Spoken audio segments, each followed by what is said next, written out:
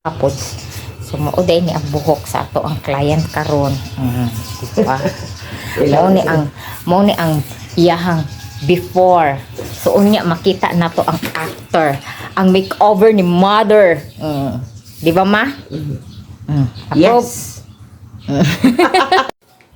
So eto na ang after sa buhok ni mama. So shine and straight na. Oh, perfect kaayo.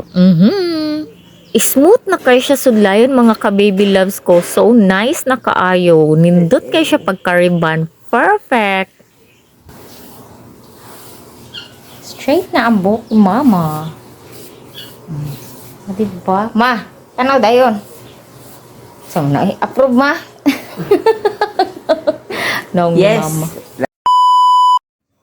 Hello mga ka-baby loves na ako. Okay pa ba mo? For today's video, balak unta na ako i-straight ang buhok. Pero kay sayangan manggod ko, kay gwapo manggod ang pagkakulot sa hang buhok, char lang. So buhok na lang sa lain ang ato ang i-straight, no? Dili na lang ang buhok.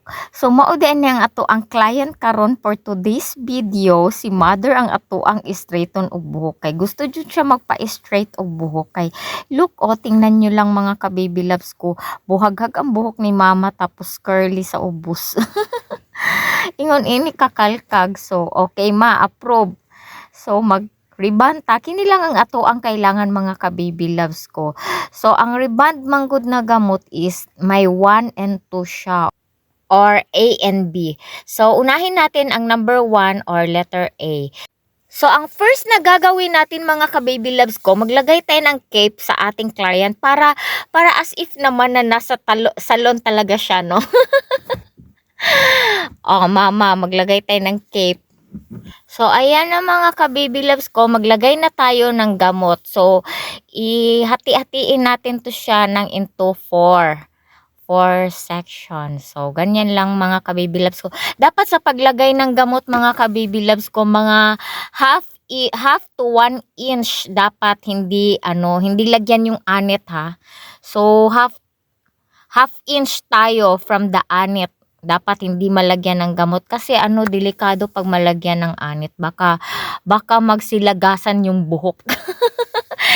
Delikado, napaka-sensitive pag mag-ribbon kayo. Kung gusto ninyo magpa-ribbon na lang kayo sa salon, wag kayo magbuot-buot ribbon diyan ha. So ganyan lang mga ka-baby loves ko, dapat hindi talaga siya hindi isagad sa roots. Hindi isagad sa anit, delikado. Matapang yung gamot ng ribbon. So, yan ang gawin ninyo mga ka-baby loves ko. Pero hindi ko sinasuggest na na gawin nyo to sa bahay. Mas mabuti kung dun kayo sa professional. Ako, naka-seminar ako nito, so alam ko.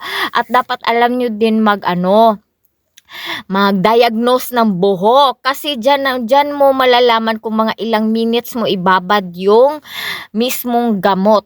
Kasi kung so much na siya, bali expose na talaga siya sa sa mga rebondings, yung buhok na palaging nire-rebond, gina-color or bleaching na nabuhok.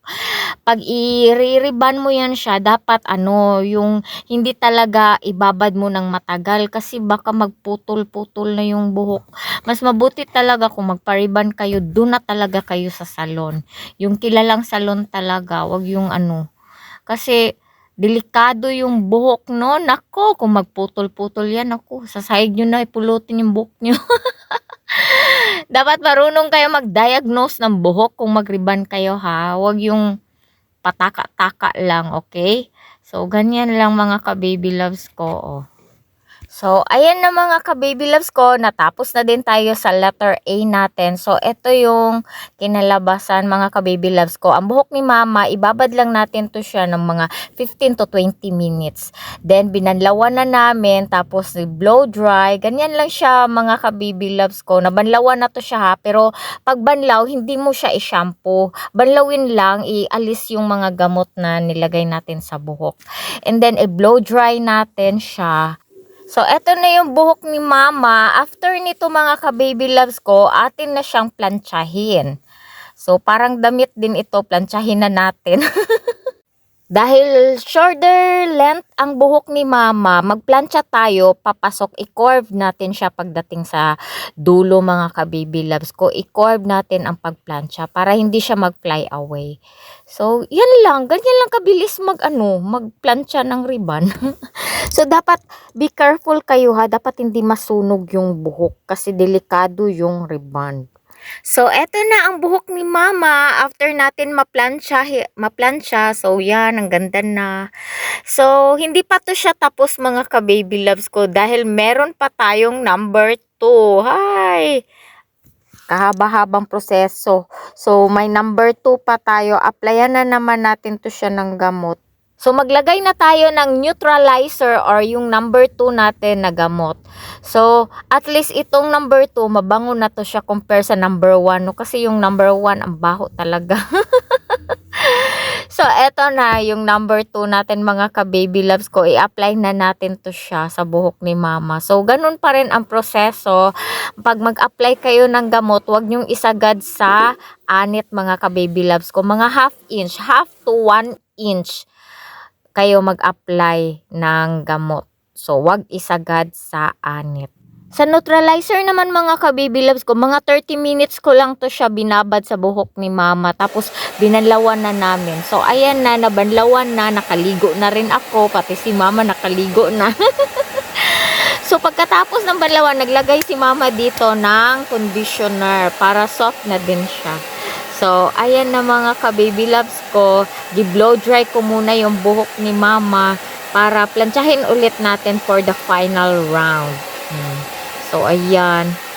So, blower din tayo sa ating buhok. Ay, nako. So, ayan, i-blower lang natin. And then, magpa-plancha na tayo mga ka-baby loves ko. Pagkatapos nito, ganun pa rin ang procedure. Ay, kapagod no? Nakakapagod talaga mag-ribbon. Kaya mahal ang ribbon sa salon. Kasi hindi madaling gawin no? Kaya huwag kayong magreklamo dyan. Kung wala kayong pera, hay nako. Magpagupit na lang kayo. Huwag kayong magpahaba-haba ng buhok. Kung wala kayong budget, magpa-ribbon. Char. So, ganyan lang mga ka-baby loves ko, oh. So, giplansya ko lang to siya. So, same procedure pa rin. So, pag magplansya ka, papasok kasi shoulder length. So, ayan, ginupitan ko lang din ang buhok ni mama. Kasi nagpa-fly away siya. So, aside sa pagre-ribbon, marunong din ako maggupit, no? Marunong ako maggupit lahat na. O, ano pa? Alam ko lahat ng mga trabaho sa salon dahil dati akong nagmamanage ng salon. Lahat ng mga seminar nanonood ako, nakikinig ako. So, alam ko yan. Ay, shout out sa mga stylist namin dyan. Alam ko, followers ko kayo. Siguro mapanood nyo itong videos ko. Ay, nako. Salamat sa dagdag kaalaman. Sa wakas, natapos ko na ding i-trim yung buhok ni mother. So, hindi na siya masyadong fly away. Hindi na talaga fly away. So, ay, ito na ang buhok ni mama. Silky shine na siya. O, diba? Perfect kaayo ang pagka-ribbon. Dahil virgin hair yung buhok ni mama, madali lang siyang i-ribbon. So, yan. Hindi siya nadadamage. Kasi virgin hair yung buhok ni mama. Buti pa yung buhok ni mama virgin. Char lang. Sige, salamat sa panunood ninyo guys ha. So, okay na si mama. Happy client na ma.